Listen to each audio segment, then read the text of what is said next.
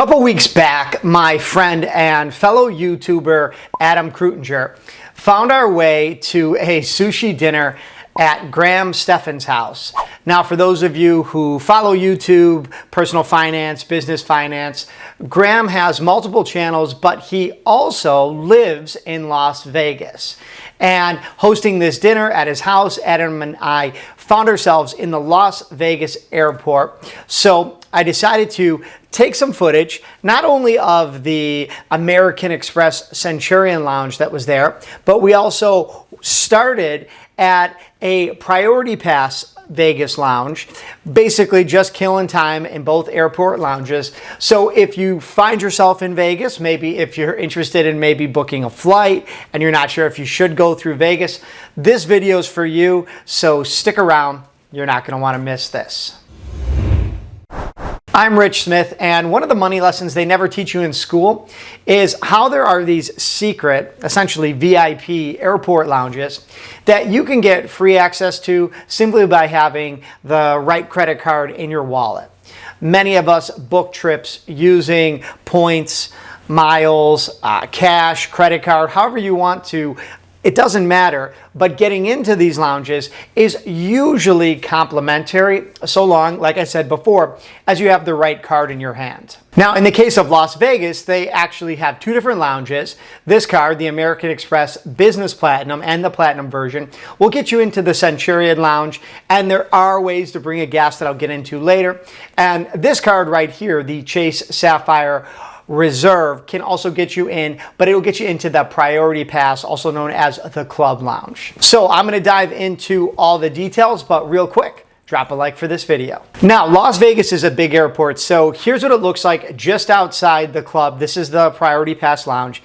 And again, once you know how to get in, all you're going to need is that Priority Pass card and your boarding pass. Just walk right in through the double doors. Now, the front desk will always ask you, are you bringing a guest? And usually with your Priority Pass, you can actually get 2 guests in per Priority Pass. Usually you're going to stop here to just recharge your batteries, get some food, go to the bathroom, get a drink, and literally recharge your batteries, like charge your phone, your laptop. It's just a nicer place to wait. Now, as you may have seen there is actually like shower facilities.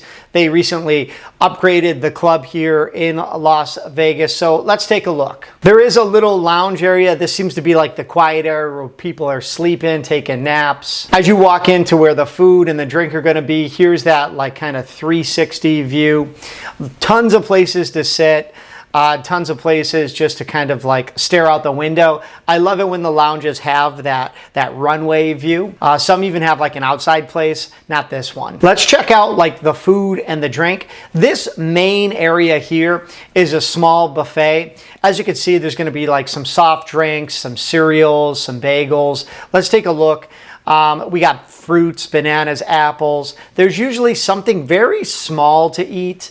I would say small, like eggs or, like hard-boiled eggs. Unfortunately, in this case, the coffee machine was down. As you can see here, it just has decaf coffee and tea. These machines are amazing. We're talking cappuccinos, but really, at this point, all I could get was like a hot chocolate. So I just want to kind of show you how it looks. Grab a cup, press the button. There is a water dispenser too that does like still and bubbly. The decor is nice. All of this is complimentary too. So as you're grabbing your coffee, or in this case, decaf or hot chocolate, like I said before, you can grab yourself some water and then find yourself a seat. I always go for the bubbly water, and we already have spots set up over by the bar. Pretty small bar / lounge area, honestly.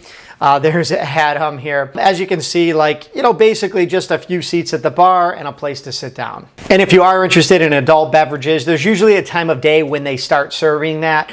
It could be something like a cocktail, wine or beer. They offer all of that complimentary. Now, there's really not that much more to see, so Adam and I, we just packed up and said our goodbyes.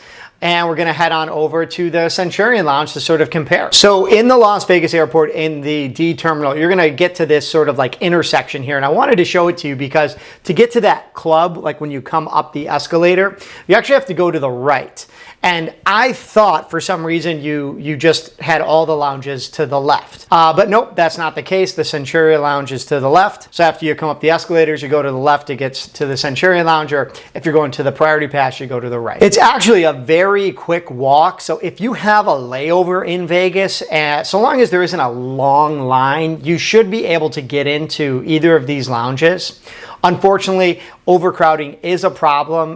Priority Pass and Centurion Lounge both deal with that. And in this case, at this time of day, I was actually shocked. There was no line for the Centurion Lounge.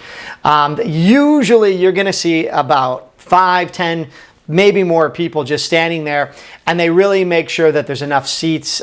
They might make you wait 5 minutes, 10 minutes, 20 minutes. Now I'll leave a link down below in the description for this Amex Platinum card.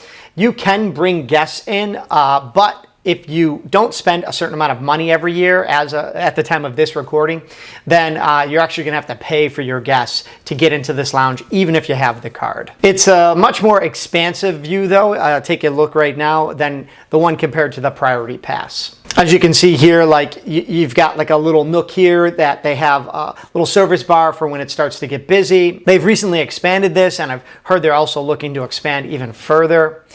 If you sort of just stay to the left, there's like a little like family style area, office area. If you got to kill a few hours, you could watch some TV, get some water, of course, get some coffee. But unfortunately, the coffee machine here, at least this one, was down for repair as well. There are little nooks too, like if you have to do a business meeting, like take a phone call.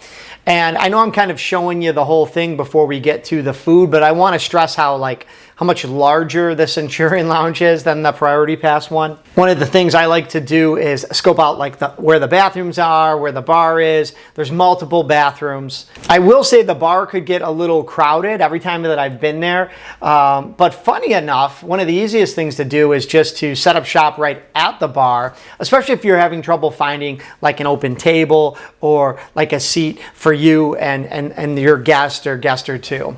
As you can see in this picture here, there was like 2 or 3 bar stools, seats open, and they serve you right away. This is going to be the main buffet area. It's much more expansive. I'm not going to say like it's a 3-course meal or anything, but you can see there's a lot more variety and choice depending on the time of day. Now, we were here for breakfast, so I'm of course going to grab some coffee, and there were multiple like quote unquote fancy coffee machines. You can get yourself a latte, a cappuccino, an espresso, and again, everything's complimentary to help you justify the cost of something like the Amex Platinum card. You know, using the Centurion Lounge more than a couple times a year really does help. So as we wait for our coffee, you just kind of take that 360 view in. You can kind of see, believe it or not, it was a lot more busy in this one. Yes, there was no line, so that was awesome, but it was a lot busier here. And I do think overall you're going to find it higher quality as well. But let's grab our coffee and keep looking around. I mentioned before, I always like to scope out the bathroom situation, especially if you're going to be there for a little while.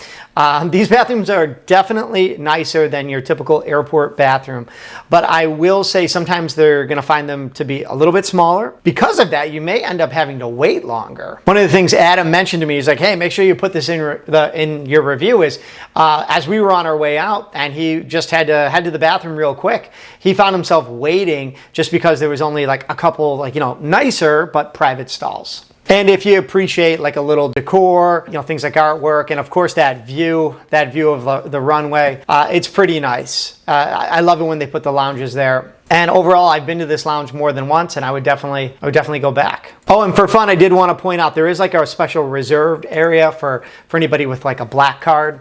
As you can see, for some reason, it's like pretty full there too. Hey, Adam.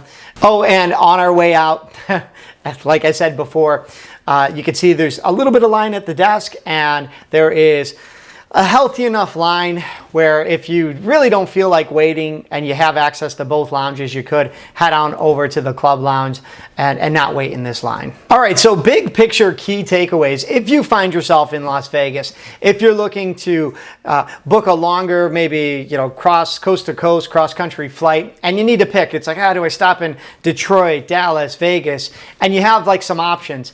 I would recommend popping into Las Vegas. It's a large enough airport where if you have some time to kill, you have like a little bit of a layover, you have your option of lounges. Along those same lines too, I will say that, justifying the annual fee for a credit card simply because you went to a lounge once or twice is not many people's cup of tea. Like, it's not really something you can hang your hat on. Like, yeah, I got this credit card with a couple $100 annual fee and I went to a lounge once.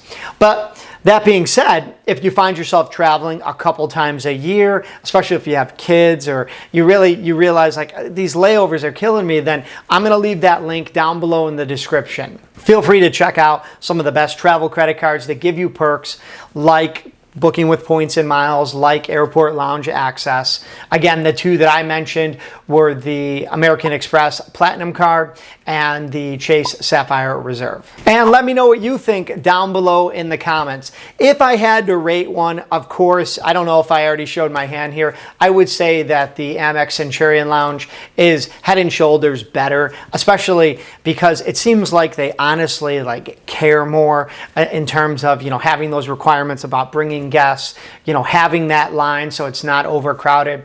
It's definitely not perfect. Again, Adam mentioned, like having to wait in line for the bathroom. But then again, too, when you have some options, it's kind of fun to, kind of compare. And I would definitely spend some time in the Priority Pass, the Club Lounge as well. Perhaps if like in our case, if you got a longer layover, check out both. Also, my website is full of other credit card related, travel related, personal finance, business finance, content, videos, podcasts, so feel free to check it out. Oh, and if you're new to the channel, please don't forget to hit subscribe and ring that notification bell. All right, as always, I'm Rich, and until next time.